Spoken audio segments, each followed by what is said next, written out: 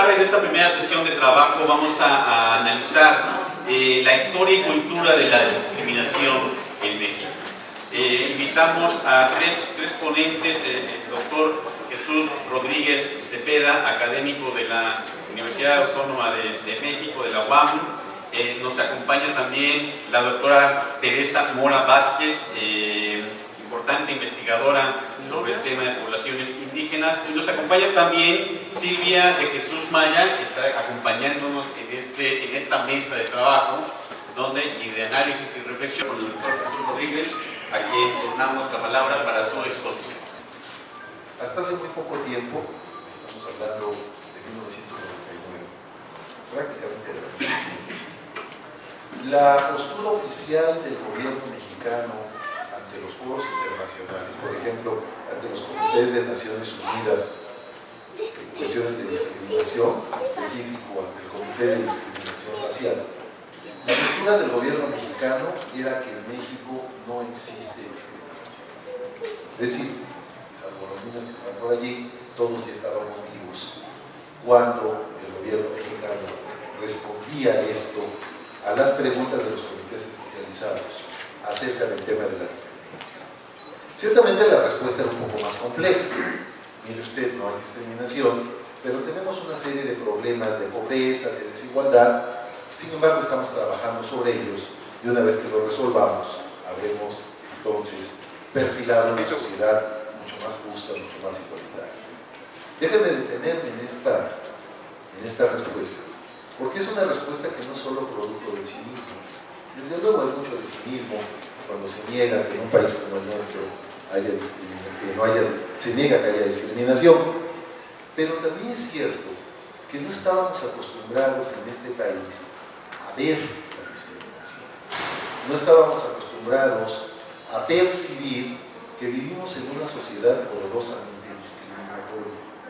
Incluso el término mismo discriminación, gramaticalmente, lo usábamos distinto, ¿no? La gente decía discriminación en lugar de discriminación. Los últimos años yo cada vez oigo menos a nuestros políticos, a nuestros tomadores de decisiones, decir discriminación, porque ya por lo menos supieron que así se pronuncia, ¿no? Discriminación. Hay una regularización del vocablo. Eso sucede cuando un tema va apareciendo en la vida pública.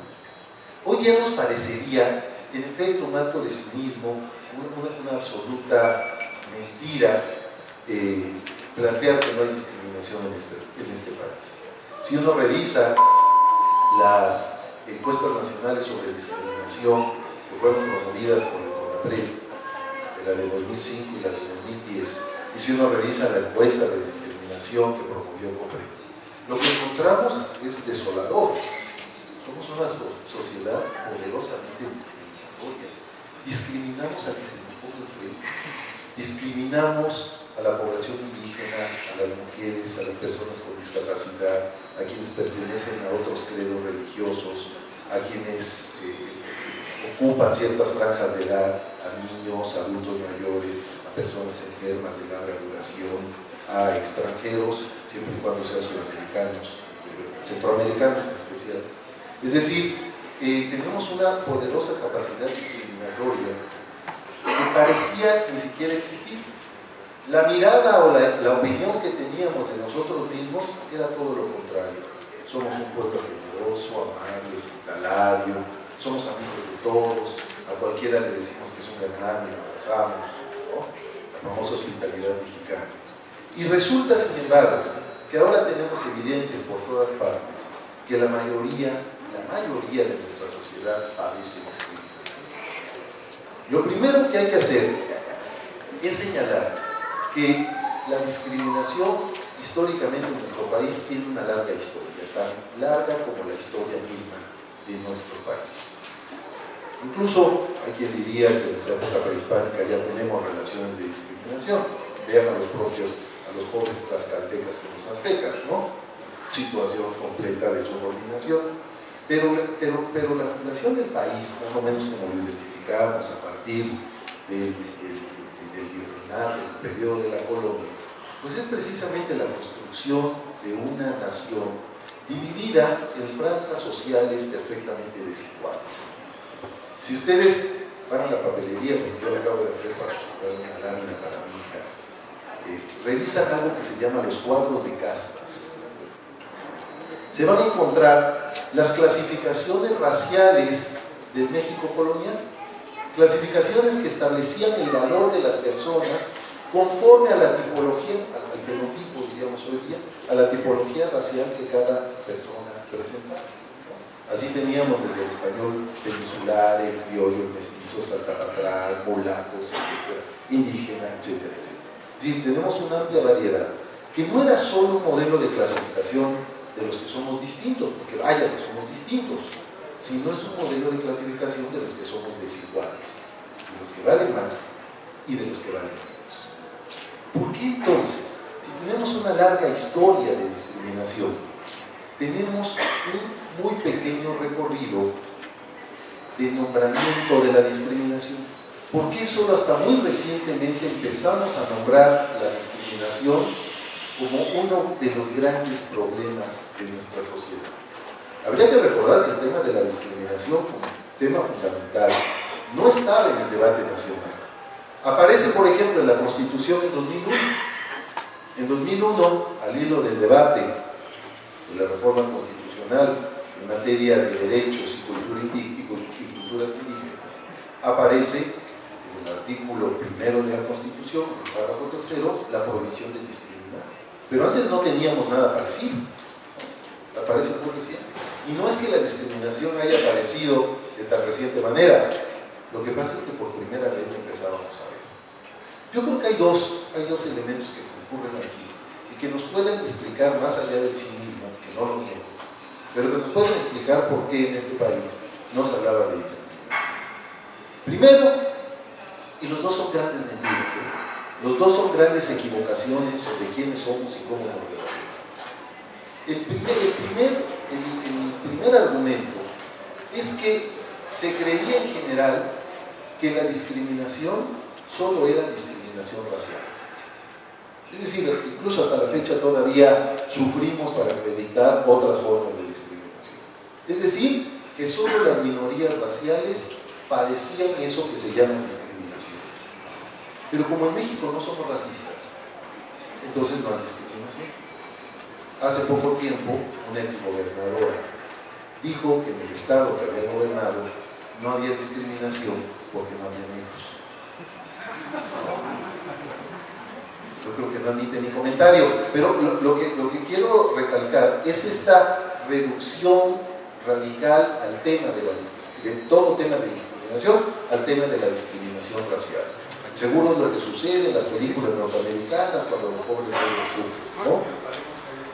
Esto es muy curioso, porque la poderosa discriminación racial que vivimos en el país, hay un término que ahora se ha empezado a discutir, que a mí me resulta muy interesante, que es el término de pigmentocracia, el color del pigmento de la piel, el poder del pigmento de la piel.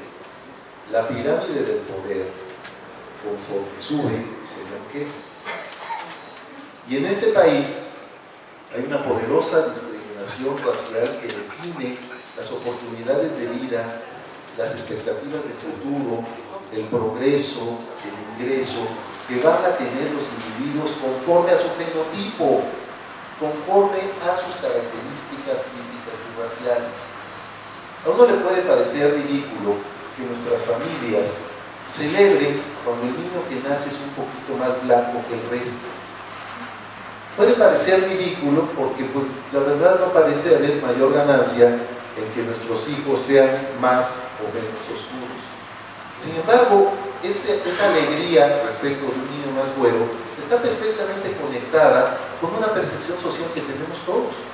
A la gente blanca le va mejor en la sociedad. Somos una sociedad poderosamente racista. Y lo curioso es que el discurso del Estado mexicano es que en México no había racismo. A partir de una gran construcción cultural, el milagro del mestizaje, el mito del mestizaje.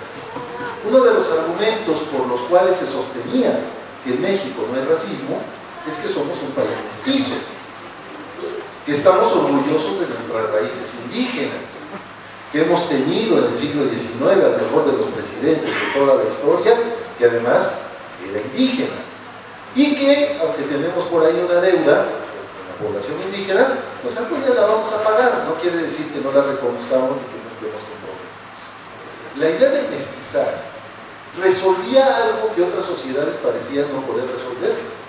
Veíamos lo que sucedía en Guatemala o lo que sucedía en Bolivia, y encontrábamos a sociedades donde la población blanca estaba por un lado y la población indígena por otro, sin mediación de una mayoría mestiza. Indígenas y ladinos en Guatemala, por ejemplo, no tienen el colchón del mestizaje que supuestamente construyó la sociedad mexicana. Este mito del mestizaje es sumamente poderoso. De hecho, lo defendieron intelectuales tan acreditados como Octavio Paz, y en tiempos más recientes yo se lo he oído defender a Enrique Krause, sin duda un gran historiador, un conocedor fuerte de esta sociedad. El mito del mestizaje parte de la idea de que un país mestizo no es un país racista porque se reconocen sus propias raíces étnicas o etnorraciales, para ser más preciso. El mito del mestizaje alcanzó su cúspide, su momento más amplio, en un libro que les recomiendo leer si es que no ha caído antes en sus manos, La raza cósmica, de José Vasconcelos. José Vasconcelos, famoso gran secretario de Educación Pública, candidato que sufrió un fraude a la presidencia de la República, exiliado, dolorido, personaje muy complejo. José Vasconcelos escribe un libro, La raza cósmica, donde sostiene una hipótesis completamente atrevida. La raza mexicana, la raza formada en Mesoamérica, es una raza superior. Es una raza superior a las razas europeas y superior a las razas indígenas. Y es superior porque es mestiza. Es superior porque logró tomar de sus fuentes raciales, de lo español y lo indígena, de lo europeo y lo originario, logró tomar lo mejor para constituir una nueva versión racial, una nueva raza que incluso admitió un adjetivo tan poderoso como el de cósmica. No era solo una raza de alcance nacional, sino de alcance cósmico, universal. Claro que hoy día estamos lejísimos del optimismo de alguien como José Vasconcelos. Cada vez que hablamos con nosotros, más bien es para lamentarnos, para entristecernos, para suponer que no nos puede seguir yendo tan mal en algún momento, etc. Pero justamente lo que había propuesto Vasconcelos y que muchos intelectuales y políticos mexicanos han recuperado es que en México el problema racial no era un genuino problema, porque el mestizaje había logrado resolver por vía precisamente de la combinación el tema del choque de las fuentes raciales del país. En realidad es un diagnóstico equivocado. Hoy día sabemos que incluso los mestizos podemos ser discriminados por lo que de indígena tenemos, por el componente indígena que del mestizo sigue apareciendo. De ahí la alegría cuando aparece alguien un poquito más blanco. Nos damos cuenta que el mestizaje no ha resuelto el tema racial cuando contemplamos estas pirámides del poder y de la riqueza y vemos cómo las élites mexicanas, lo que Ricardo Rafael ha denominado recientemente el virreinato, este segmento, esta casta de virreyes absolutamente cínicos y desvergonzados, ¿no? Son profundamente racistas, excluyentes con todo aquello que no cumple el estereotipo de una población blanca. En ese sentido, ese primer elemento fue el que impidió que pudiéramos ver que somos un país discriminatorio. Los mitos nacionales construidos alrededor de las figuras indígenas, ¿no? Que no nos insulten a Cuauhtémoc, todavía Tláhuac tenía menos peso, pero es igualmente defendible. A Moctezuma le hacemos un poquito de menos elogios, pero como lo ven más internacionalmente, también Moctezuma entra en excedencia y desde luego actualista. Desde luego tenemos un panteón de héroes, una simbología completa que ha fortalecido este mito y con ello ha ocultado lo poderosamente racista que es esta sociedad. Entonces, en primer lugar, cuando creíamos que la discriminación era solo discriminación racial, el argumento en este país es que en este país no había discriminación racial. Pobres, falta de oportunidades, problemas de ingreso, ciertas desigualdades, pero todo se resuelve. El otro gran obstáculo para entender la discriminación en México fue exactamente uno que partía del mismo argumento: la discriminación sobre discriminación indígena.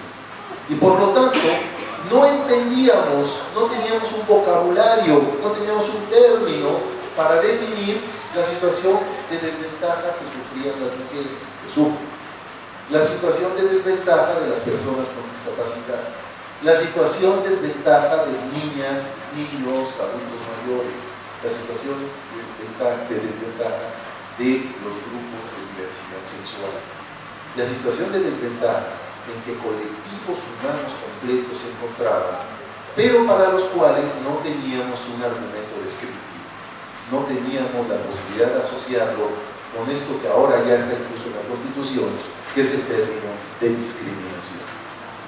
Así que si bien, bueno, y esta era la segunda gran mentira, la idea de que no había discriminación, pues ocultaba que somos un país que prácticamente discrimina no sé qué proporción, porque hay que sumar a todos los grupos y luego ver cómo se combinan discriminaciones. No es lo mismo un varón indígena que una mujer indígena. La mujer indígena sufre una discriminación agravada o cruzada por su condición de mujer y su condición de indígena.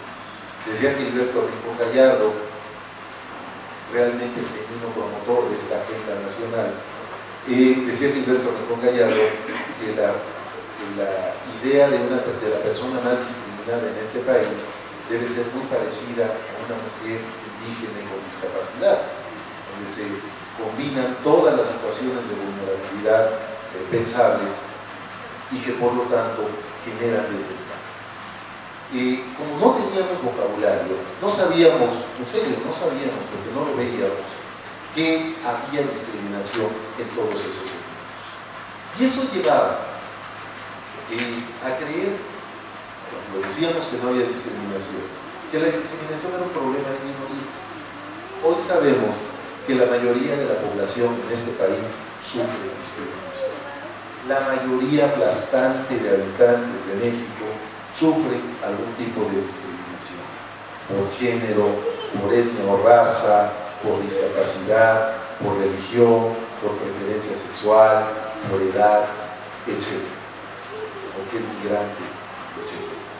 En ese sentido, lo que hemos descubierto es algo que existió siempre, pero para lo cual logramos tener muy recientemente lenguaje político, el lenguaje político de la discriminación, el lenguaje que nos avisa que estamos frente a un acto de injusticia, no frente a la simple expresión de la mala educación, que también es maleducado y discriminar, pero estamos frente a una desigualdad, estamos frente a una relación de dominio. Pero no solo hemos construido lenguaje político, sino que hemos construido lenguaje jurídico. Es decir, hemos logrado incrustar el derecho a la no discriminación como un derecho constitucional, como un derecho reglamentario, como un derecho que obliga a las instituciones públicas a cumplir con tareas de protección y de compensación. Y por lo tanto, aunque evidentemente no hemos salido del marco, del molde de esta sociedad pavorosamente discriminatoria, podríamos decir que el avance importante, significativo, yo diría que hasta digno de reconocimiento, es precisamente que nos hemos hecho cargo de que tenemos un problema y que hemos empezado a perfilar ciertos recursos legales, cierto lenguaje político, para que ahora por primera vez la discriminación quepa en el lenguaje de las instituciones y nos permita reducir las desigualdades que padecemos. El tema de la discriminación en México está apenas en un punto de partida. Ahora, en todas partes se habla de discriminación, pero no hemos logrado que el Estado mexicano, en ninguno de sus niveles, se tome en serio y con toda intensidad la obligación constitucional de no discriminar. Dicen algunos políticos que lo que no aparece, que el amor en política se demuestra en el presupuesto. Una de las formas de minimizar o de reducir o quitar importancia a la agenda de la no discriminación en este país, pues es contemplar los recursos presupuestales que se dedican al derecho a la no discriminación, tanto a nivel federal como a nivel local. Y aún así, tenemos gran camino por resolver. Déjenme empezar a terminar. ¿Qué es lo que sabemos ahora y no sabíamos antes? Primero, sabemos que la discriminación es la violación de un derecho humano. Eso no lo sabíamos, no lo contemplábamos. Desde luego que México había firmado en 1948 la Declaración Universal de los Derechos Humanos. También México había firmado todos los pactos, el Pacto de Derechos Civiles y Políticos, donde aparece el derecho a la no discriminación. México se apuntaba y hasta ganaba la carrera para firmar inmediatamente las convenciones y pactos relativos a la protección contra la discriminación, ya que los cumpliera era otra cosa, ¿no? Por lo menos, aunque eso existía y estaba fuera de nuestro horizonte, hoy día por lo menos sabemos, y nos resulta cada vez más claro, que la discriminación es una violación de derechos humanos. No es solo una mala actitud, no es solo descortesía, no solo es abuso verbal o simbólico, no solo es grosería, no solo es actitud abusiva. La discriminación es la violación de un derecho fundamental y se le tiene que castigar y perseguir como violación de derechos humanos. En ese sentido, aunque sabemos eso, y sabemos también, no nos engañemos, cuáles son las vías para luchar contra la discriminación, no hemos hecho lo necesario, lo suficiente. ¿Cuáles son los grandes terrenos en que se lucha contra la discriminación?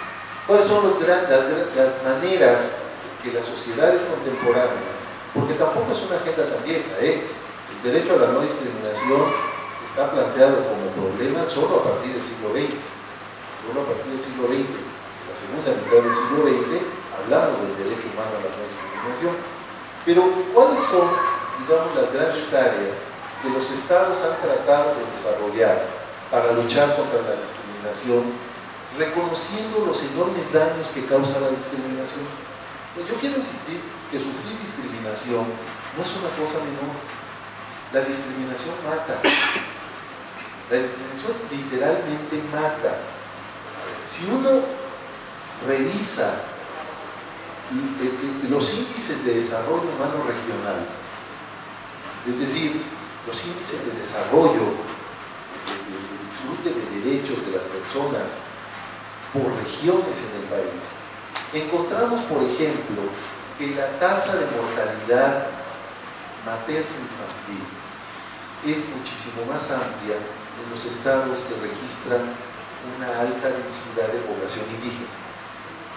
Es decir, las mujeres indígenas mueren más que las mujeres no indígenas. Y eso es resultado de la discriminación, de la reducción de derechos. De tal manera que cuando hablamos de discriminación hablamos de algo muy serio. La discriminación pone en desventaja a gente que no debería estar en desventaja. Convierte a los que somos diferentes en desiguales y los trata como desiguales y no solo como diferentes. Limita a la gente sus oportunidades de vida, las empobrece, las envilece, les quita propiedad, les quita derechos, les quita bienestar, les quita educación, les quita salud, les quita trabajo y les quita justicia. La discriminación destruye la vida de las personas. Basta con pertenecer a un grupo discriminado para que nuestras expectativas de calidad de vida desciendan radicalmente. Vean cuánto gana por el mismo empleo un hombre que un hombre. Vean que somos una población donde mayoritariamente tenemos mujeres, es decir, demográficamente hay más mujeres que hombres, y vean el índice de propietarias que hay respecto de los varones. los propietarios son los varones, las mujeres prácticamente no tienen propiedad. Entonces, eso quiere decir que la discriminación, ya los crímenes de odio, ¿no? Para no quedarnos solo con el tema indígena, los crímenes de odio contra personas homosexuales, el riesgo vital en que se encuentran personas homosexuales solamente por vivir, como todo adulto debería vivir, de manera libre y autónoma su preferencia u orientación sexual. Entonces esto quiere decir que necesitamos tomarnos en serio el derecho a la no discriminación, ya que lo tenemos escrito, ya que anima la acción de instituciones, deberíamos tomarlo en serio. ¿Cómo se toma en serio? Primero, la protección. Primero, proteger a las personas contra los actos concretos de discriminación. En México no hemos avanzado mucho. Nuestras protecciones contra los actos de discriminación son muy débiles. En la inauguración, el secretario Miguel Miranda comentaba, porque esa fue la conversación al inicio, comentaba que tenemos 800 casos registrados de procesos penales por discriminación, pero en esta ciudad donde la discriminación es un delito, no hay una sola sentencia por el delito de discriminación, una sola. O sea, quiere decir que ningún juez ha encontrado un caso castigable de discriminación en los más de 10 años que tiene tipificado el delito de la ciudad de México. ¿Será cierto? ¿Será que no hay un solo caso castigable de discriminación en esta ciudad tan generosa y tan solidaria, que no maltrata a nadie? Entonces, nuestros mecanismos de protección son escasos. Lo que puede hacer COPRED o lo que a nivel federal puede hacer CONAPRED es muy pobre contra lo que realmente se puede hacer para proteger a las personas de los actos de discriminación. ¿Qué se puede hacer? Multas, suspensiones, clausuras, reconvenciones públicas, un gran arsenal, una batería de actos estatales que sirven para proteger a las personas contra actos de discriminación. Un solo ejemplo, ahora sí empiezo. Un solo ejemplo. En España, la discriminación por discapacidad corresponde a una ley específica, la ley de discapacidad, y una empresa que discrimina a una persona por discapacidad puede hacerse acreedora de una multa de 1 millón de euros. De 1 millón de euros. No sé ni cómo se escribe 1 millón. Desde luego, una empresa a la que el Estado multa con 1 millón de euros no vuelve a discriminar si queda viva. Uno de los grandes mecanismos de control de las prácticas discriminatorias es el castigo administrativo o judicial. En México nuestro castigo administrativo es muy escaso y el judicial, como lo hemos visto, no existe. Segundo gran terreno, la educación, la divulgación, la enseñanza, la discusión pública, el conocimiento, el entendimiento social de lo que es la discriminación. Esa es la gran tarea. Necesitamos que las escuelas enseñen a los niños a no discriminar, pero para ello necesitamos transformar a la escuela misma, que es una máquina de reproducción de discriminaciones. Necesitamos que las instituciones públicas sean también instituciones educativas que reformen a los ciudadanos, que nos ayuden a reformarnos para no discriminar. En ese sentido, la gran tarea educativa es pasar de una mentalidad que tenemos heredada, porque esos son los famosos bellos valores, los valores discriminatorios. Yo cuando oigo a una persona decir, ay, es que ya perdimos los valores de antes, digo, qué bueno, ¿no? Patriarcalismo, sexismo, odiar a los homosexuales, despreciar a las personas con discapacidad, despreciarnos a nosotros mismos por el color de nuestra piel o por nuestros rasgos característicos. Qué bueno que se perdieron los bellos valores, ¿no? Necesitamos ese cambio cultural. Y en tercer lugar, medidas compensatorias. Políticas públicas del Estado que se tomen en serio la situación de desventaja de los grupos que históricamente han sido discriminados, mujeres, indígenas, personas con discapacidad, que requieren políticas focalizadas, especiales, políticas de educación, de salud, de desarrollo de capacidades, que les permitan algo tan sencillo como el ejercicio de sus derechos. Los integrantes de los grupos discriminados no pueden ejercer sus derechos por la propia discriminación.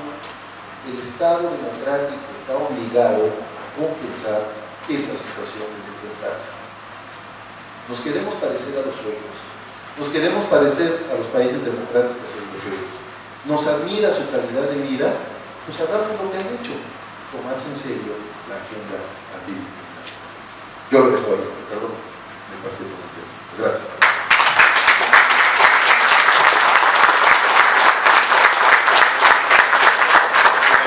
Agradecemos la participación del doctor Jesús Rodríguez Cepeda, gran académico teórico de este fenómeno de la discriminación e indicador del derecho a la igualdad y la no discriminación.